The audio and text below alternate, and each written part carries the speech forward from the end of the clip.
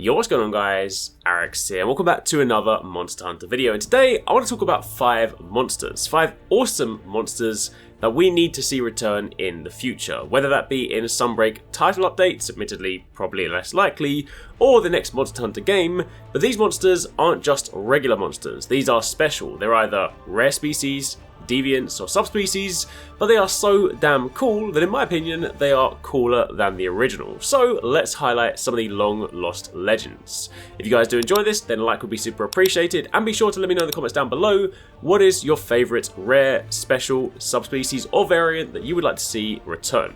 Also, if you guys haven't already done so, don't forget you can still order your Monster Hunter Ponchis. There are still some available on the Endgame store. We worked incredibly hard on these with Capcom, and we are so excited to be able to bring you guys some officially licensed Monster Hunter plushies. The Ponchis are cute little palicos with removable ponchos, and there are 4 designs to choose from, so if you want to grab one, make sure you do so while stocks last. Now, back to the video. First up, in number 1, we have Drilltusk Tetsucabra. Tetsucabra alone is a monster that needs to return. While it might not have been the most challenging of monsters, it was such a unique design and an incredibly fun fight. I mean, a sumo toad-like monster with huge fangs. I loved it, and what's more, it had some truly badass armor. But Drilltusk, the deviant of Tetsucabra, was amazing. And being a deviant, it also meant that it put up a bit more of a fight, plus it had even cooler armor. Described as an exceptionally large Tetsucabra with tusks that can drill through earth or even metal, if the drill tusk weren't constantly shattering boulders on their enemies trying to crush them, one could almost appreciate the masterful way that it digs. They are also very close to normal Tetsucabra in appearance, but they do bear a few differences. A drill tusk's horns are longer and more pointed. Similar to how its tusks are much longer than the normal Tetsucabra's, it also possesses longer fangs, and one tusk is always longer than the other. Unlike normal ones, Drilltusk will also have more blue markings and scales towards their anterior, and they love to go on rampages as well. The fact that in G rank this creature could even pick up and suplex boulders onto hunters was just a sight to behold. So I definitely want to see our Gurren Lagann drill homie return. Then moving on from there to number 2, Shrouded Nerscylla. Again, this was a fantastically unique creature. In a series where, for a long time, we grew used to wyverns, fanged beasts and more, it was refreshing to fight a Temnoceran. And while the base version was cool, Shrouded Nerscylla was really where this creature shone. It is very similar to its common counterpart, however this one wears a Kezu skin rather than a Gypsyros skin on its back. Its back spikes are also bright yellow in colour, indicating their paralysis attributes. Its different ability likely comes from the diet of Kezu, just like how the common Nerscylla can secrete poison due to feeding on Gypsyros. Shrouded Nerscylla can inflict paralysis with its back spikes and claws, and also demonstrates mastery of web traversal, able to change direction mid-air by swinging on a different threat. But what for me was personally the highlight of this monster was the Charge Blade. Not only does it feature my favourite Charge Blade design to date, but it was also a sleep Charge Blade which made for some incredibly fun wake-up setups. Honestly, I miss it. Moving on from there to number 3, Tigerstripe Zamtrios. I love Zamtrios. Zamtrios is in my top 5 favourite monsters of all time. A giant shark that inflates like a balloon to squash you, which on the surface would have placed this in the comedic category. But then you turn your back and it pulls out its back full of sharp spikes and then will strike you down if you don't treat it with respect. And while some of the characteristics of the regular version don't quite translate to Tigerstripe, seeing this shark take the desert was truly an awesome experience. Tigerstripe Zamtrios has an orange-brown body colour with some red shades mixed in, while its fins and belly remain more bluish. Just like its Arctic counterpart, the sandy Tigerstripe Zamtrios retains the same attacks, but seemingly is able to use them far better. For one, it can immediately inflate itself and start a rolling attack right away, instead of doing so after taking sufficient damage. Furthermore, it's capable of leaping in this form, clearing an area in a single bound. It can also shoot a stream of water that allows it to deflate itself back into its normal size at will. And it's also capable of spitting globs of paralysing fluid at enemies, but unlike the regular Zamtrios, it can't create any armour around its body.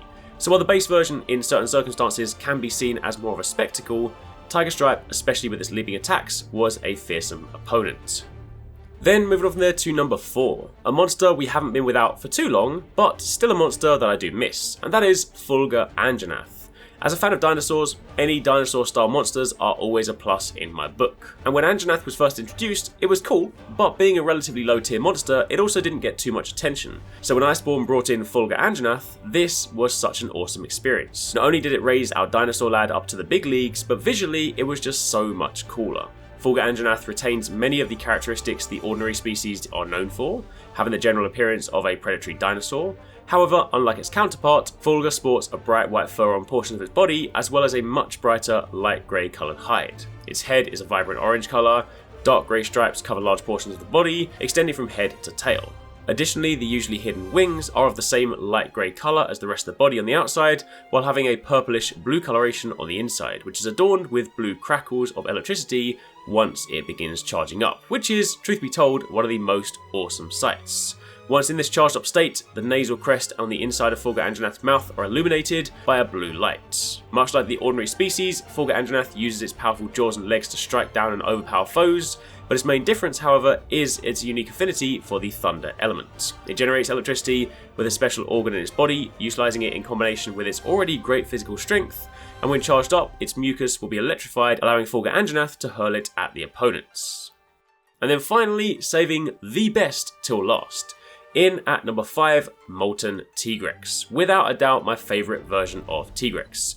Molten Tigrex is a rare species of Tigrex. It features a striking blood red coloration interspersed with bright blue spines and claws, and it is slightly larger than the other two varieties of Tigrex. It's capable of creating explosive blasts while charging, spinning and biting.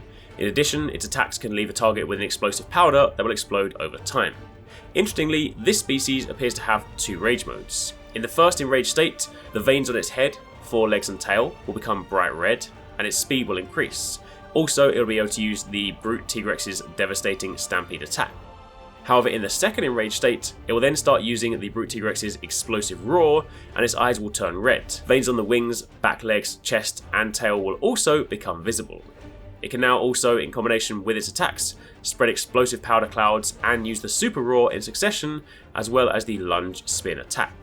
Alongside being an incredibly challenging and badass monster, it also has amazing armour, and this is, from this entire list, the monster I miss the most. So, there we have it, 5 badass monster variants, subspecies, rare species or deviants that I personally want to see back.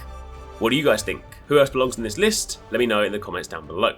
But for the time being, that's pretty much it. If you guys have missed some of our recent videos, you can check out one of these ones linked on screen, and otherwise keep it locked for plenty more.